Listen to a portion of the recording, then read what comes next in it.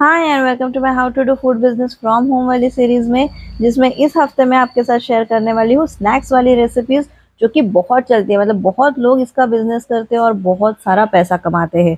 तो चलिए आज सबसे पहले देखते हैं हम मूंग दाल के पकोड़े। तो उसके लिए सबसे पहले मैंने मूंग की जो दाल है उसे एकदम अच्छे से धो लिया। यानी मैंने ना क्या कर किया है, 2 से 3 बार पानी निकाल के इसे धो लिया है। अब मैं आपको वीडियो में दिखा रही हूँ इसलिए इस तरह दिखा रही हूँ, लेकिन आप ना नल के नीचे भी इसे धो सकते हैं। फिर उसके बाद में इसमें पानी डाल के हमें रख देना है। तो ये मिनिमम ना 4-5 घंटे तो आपको ऐसे ही रखना है। आप चाहे तो ओवरनाइट भी रख सकते हैं अगर आपको सुबह जल्दी बनानी है तो। अब देखिए दाल जो है वो एकदम अच्छे से भीग चुकी है और एकदम फूल चुकी है। अब इसके बाद में मैं आपको बताती हूँ, इसमें हम डालेंगे मसाले। तो मसाले के लिए ना हमें क्या करना है, सबसे पहले हमें ले लेना है अदरक लहसुन, उसी के साथ हम साबुत धनिया का इस्तेमाल करेंगे और हरी मिर्च। और इन सारी चीज़ों का डिस्क्रिप्शन में आपको प्रॉपर मेजरमेंट मिल जाएगा, आप डिस्क्रिप्शन चेक कर सकते हैं। फिर जो हमारी मूंग की दाल है उसे हमें पीसना है। अब यहाँ पे ना इम्पोर्टेंट टिप ये है कि आपको ना इसे दरदरा पीसना है, बहुत भी दरदरा नहीं, वरना जो मूंग वड़े हैं वो अच्छे से बाइंड नहीं होंगे। थोड़ा सा दरदरा पीसना है। सारा मसाला भी हमने इसमें डाल दिया और मैं एकदम फूड प्रोसेसर में इस तरह से इसे पीस रही हूँ। आपके पास ना हो तो मिक्सी में भी आप पीस सकते हैं। सिर्फ आपको इस बात का ध्यान रखना है कि टेक्सचर थोड़ा दरदरा होना चाहिए, ज़्यादा भी नहीं। फिर वो सारी दाल जो है वो निकाल के ले लूँगी मैं एक बाउल में और इसे रख दूँगी साइड में, क्योंकि हमें बनानी है इसकी चटनी। तो इसके साथ हरी चटनी बढ़िया लगती है, तो हम ले लेंगे थोड़ा सा हरा धनिया, थोड़ा पुदीना। उसी में हम फिर डालेंगे 2 हरी मिर्च और साथ ही हम डालेंगे चना दाल, जो भुनी हुई चना दाल होती है वो। नमक स्वाद अनुसार डालेंगे और साथ ही डालेंगे थोड़ा सा तेल, जिससे ना आपकी जो चटनी है उसका रंग बरकरार रहेगा। और फिर उसको कर देंगे हम ग्राइंड। तो सबसे पहले मैंने इसी तरह इसको ग्राइंड कर लिया है और फिर हम इसमें डालेंगे थोड़ा सा पानी।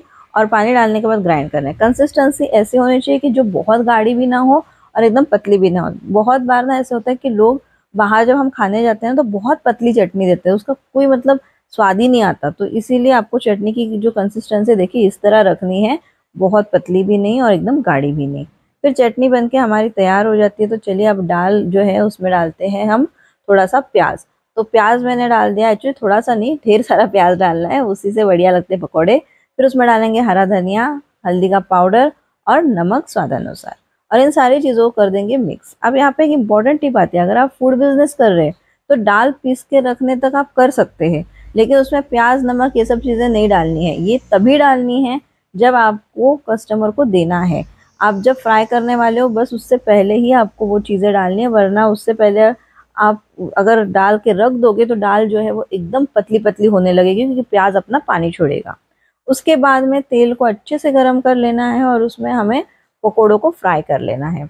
अब इम्पोर्टेंट टिप यहाँ पे फ्राइंग की ये है कि जब हम कोई पकोड़े वगैरह फ्राई करते हैं तो उसे मीडियम और जो एकदम ही ज़्यादा रहती है तेज़ आंच, उसके बीच में रखना है। मीडियम टू हाई के हम बीच में रखेंगे, क्योंकि बहुत बार लोग मुझे कहते हैं कि हमारे जो पकोड़े हैं ऊपर से तो अच्छे दिखते हैं, अंदर से पकते ही नहीं है, या कभी कभी उनके पकोड़े जो है बहुत तेल सोख कर लेते हैं। तो इसका रीज़न यही होता है, या तो आप बहुत कम गैस पे कर रहे हो या तो एकदम ही हाई फ्लेम पर कर रहे हो। तो इसीलिए मीडियम टू हाई वाला जो फंडा है ना वही इस्तेमाल कीजिए, वो एकदम बेस्ट है। और उससे आपके पकोड़े एकदम बढ़िया दिखेंगे, बाहर से एकदम गोल्डन ब्राउन क्रिस्पी हो जाएंगे और अंदर से सॉफ्ट। मैं आपको आगे वीडियो में दिखाऊंगी कितने क्रिस्पी बने हैं ये पकोड़े। तो वीडियो एंड तक देखिए। और देखिए पकोड़े जो है वो मैं निकाल रही हूँ। इसी तरह आपको सारे पकोड़े जो है वो फ्राई कर लेने हैं। फिर आगे मैं आपको बताऊंगी हम पर प्लेट में कितने देंगे और कैसे देंगे। तो पकोड़े तो है जो वो सारे मैं एक प्लेट में निकाल रही हूँ। अब देखिए यहाँ मैं दिखाती हूँ आपको ये कितने करारे हैं, एकदम क्रिस्पी। और अंदर से मैं आपको दिखाऊंगी ये कितना मतलब सॉफ्ट है। देखिए बाहर से क्रिस्पी अंदर से सॉफ्ट, एकदम बढ़िया पकोड़े बने हुए हैं। और इसे अगर हम नापेंगे तो देखिए हमारे करीब करीब ना 4 प्लेट जितने पकोड़े बन के तैयार हो जाएंगे। तो 384, थोड़ा सा अगर हम दाल ज़्यादा इस्तेमाल करेंगे तो 4 प्लेट बन जाएंगे। एक प्लेट हमें देनी है 100 ग्राम। तो यहाँ पे मैं गिन रही हूँ 100 ग्राम की एक प्लेट देनी है। फिर हमें ना इसके साथ चटनी भी देनी है। तो मैंने न्यूज़पेपर में जो फूड पेपर होता है उसे रख दिया है और उसमें मैं पकोड़े निकाल लूँगी। और चटनी मैंने ना लॉक की थैली में पैक की है, लेकिन उसमें हमें नहीं करनी है, पन्नी जो एकदम सिंपल सी पन्नी आती है उसमें देना है, वरना आपका कॉस्ट कटिंग नहीं हो पाएगा। अब इसकी लागत देखेंगे और इसे कितने में बेचना है वो भी देखेंगे। अब मैं आपके साथ शेयर कर रही हूँ कि मूंग दाल के पकोड़े बनाने की हमारी लागत कैसे लगी। अब तक जो आपने मेरे वीडियोस देखे होंगे उसमें आपको पता ही चला होगा कि मैं यहाँ पे जो जो इंग्रेडिएंट्स हमने इस्तेमाल किए हैं उसकी सारी कॉस्टिंग निकाल लेती हूँ। ये कॉस्टिंग उस हिसाब से होती है कि मतलब जैसे हम बाजार से ला रहे हैं चीज़ें उस हिसाब से। अगर आप होलसेल से ले रहे हैं, आपको कम में पड़ रही है, तो ये चीज़ें जब कम हो जाती है तो आपकी कॉस्टिंग जो है वो भी कम हो जाएगी, आपकी सेलिंग प्राइस यानी कि आप जिस कीमत में बेचोगे वो भी कम हो जाएगी। लेकिन जो हमें किराने की दुकान में मिलता है बाजार में, उस हिसाब से मैंने यहाँ पे कॉस्टिंग निकाल ली है, तो आ गई है 80 रुपये।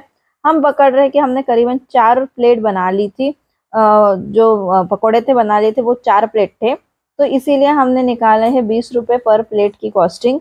अब यहाँ पे सेलिंग प्राइस यानी कि बेचने की जो कीमत है वो मैंने दी है आपको रेंज 40 से 45 रुपये। क्यों? क्योंकि हमारे ना 4 प्लेट में थोड़ी सी कम बनी थी, मतलब आपको दाल जो है वो थोड़ी और ज़्यादा लेनी पड़ेगी तब आपकी 4 प्लेट बनेगी, तो इसलिए मैंने आपको रेंज दिया यहाँ 40 से 45 रुपये में आपको बेचना है इसे।